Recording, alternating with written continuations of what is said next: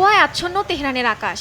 হামলার শিকার হওয়ার পর ইরানের সর্বোচ্চ নিরাপত্তা কাউন্সিল এখন চরম সতর্কতায়। তবে বিশ্লেষকরা বলছেন, ইরানের আসল শক্তি তাদের মাটির নিচে লুকানো মিসাইল সিটিগুলোতে। দশকের পর দশক ধরে অবরোধের মধ্যেই ইরান গড়ে তুলেছে মধ্যপ্রাচ্যের বৃহত্তম ব্যালিস্টিক মিসাইল নেটওয়ার্ক, যা কেবল সংখ্যায় নয়, প্রযুক্তিতেও এখন আগের চেয়ে অনেক বেশি ক্ষুরধার।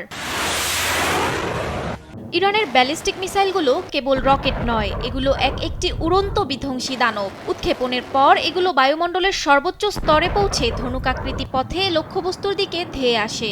শব্দের চেয়ে 10 থেকে 15 গুণ বেশি গতিতে আকাশ থেকে আছড়ে পড়ায় এগুলোকে মাঝপথে থামানো প্রায় অসম্ভব। বিশেষ করে সেজিল বা খোররামশার মিসাইলগুলো 2000 কিলোমিটার দূরের লক্ষ্যবস্তুতেও আঘাত হানতে সময় নেয় মাত্র কয়েক মিনিট। এই ক্ষেপণাস্ত্রগুলোর আসল শক্তি লুকিয়ে থাকে এদের পেলোড বা বিস্ফোরক ধারণ ক্ষমতায়। একটি মিসাইল 500 থেকে 1500 কেজি পর্যন্ত উচ্চ ক্ষমতা সম্পন্ন বিস্ফোরক বহন করতে পারে। এর প্রচণ্ড গতিশক্তি এবং বিস্ফোরণ ক্ষমতা মাটির গভীরে থাকা বাংকার বা অত্যন্ত সুরক্ষিত সামরিক ঘাঁটিকেও মুহূর্তেই মাটির সঙ্গে মিশিয়ে দিতে সক্ষম।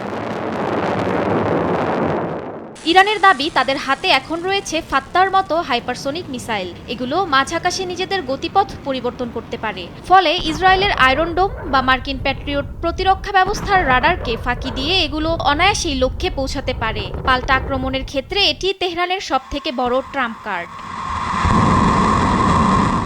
ভূগর্ভস্থ মিসাইল সিটি থেকে ইরান যদি একযোগে শত শত ক্ষেপণাস্ত্র ছুড়ে দেয়, তবে তা যেকোনো দেশের আকাশ প্রতিরক্ষা ব্যবস্থাকে অচল করে দেবে। সামরিক বিশ্লেষকদের মতে, ইরান যদি তাদের হাতে থাকা এই আয়রন ফিস্ট ব্যবহার করে, তবে পুরো মধ্যপ্রাচ্যের যুদ্ধের সংজ্ঞাই বদলে যাবে।